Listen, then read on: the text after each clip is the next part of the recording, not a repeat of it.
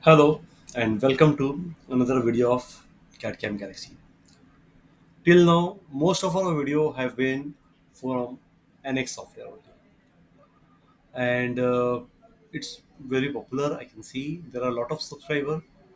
I would like more subscriber to add on, and many of my subscriber they have asked in past that they want to open files from other softwares like Creo, Solidworks, or Solid Edge. So to fill that requirement, I have got a software called 3D Tools. Okay, it's a very simple screen, and if you try to open any file, you can see that there are almost all type of engineering files available which you can open.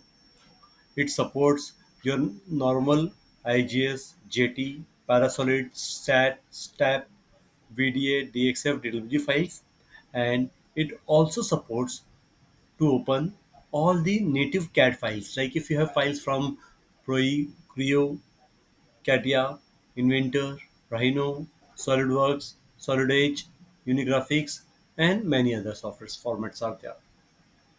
So you can just select all supported files and open your file that you want.